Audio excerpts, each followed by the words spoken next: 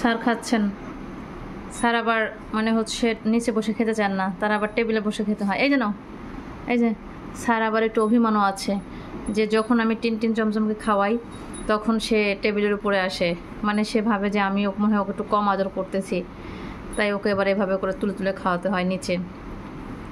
মানে যখন আমি না থাকি বাসায় সে তখন ঠিকই নিজে নিজে খায়, আর যখন আমি বাসায় থাকবো তখন তাকে যেভাবে বাটি থেকে তুলে তুলে এরকম করে খাওয়াতে হবে টেবিলের উপরে। দেখছো মানে কি যে ভাব এদের, মানে এরা যে এত মানে জেলাসি, সবাই জেলাসি। টিনটিন তো মোস্ট জেলাসি, চমচমটা আবার বোকা শোকা, ও আবার এত কিছু বোঝে না, আর এইটা হচ্ছে আরও মোস্ট, খুবই মোস্ট, মানে মোস্টের উপর কিছু নাই আর, এত জেলাসি। সে আবার চিকিমন ছাড়া কিছু খায় না, সে তো ফিশিং খায় না, তাকে আবার সবসময় চিকিমনই দিতে হয়। তো ভাবলাম এত চিকিমন খাওয়ালে তো সমস্যা, যেহেতু তিনি অপুষ্টি, তো সাথে একটু মিষ্টি কুমড়ো অ্যাড করে দিচ্ছি, যে এই অপুষ্টিটা যদি সে আবার বাইরের খাবার খায় না। সবচেয়ে ইন্টারেস্টিং ঘটনা, সে বাইরের ওই যে পাউচগুলি আছে যেগুলো একটু অন্যরকম বাইরের, সেগুলো দিলে সে আবার খায় না।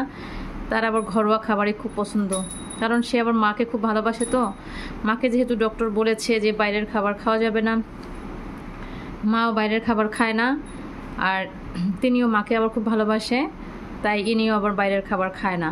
ভাবে মা যেহেতু খেতে পারছে না, তো আমি আবার কি করে খাই, তাই না? তো এই হলো এনার অবস্থা। খান খান স্যার খান।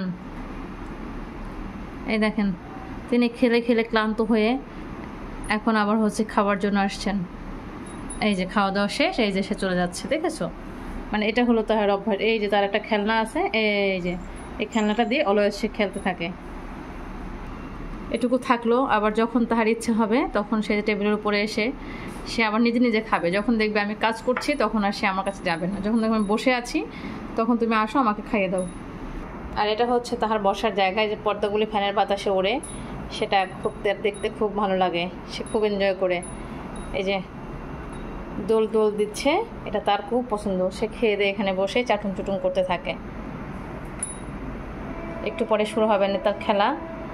এই যে দেখছো, মানে এটা যে এত চঞ্চল, মানে ওর নামটা তুরতুর, একবারে নামের মানে সার্থকতা হয়েছে, নামের সার্থকতা।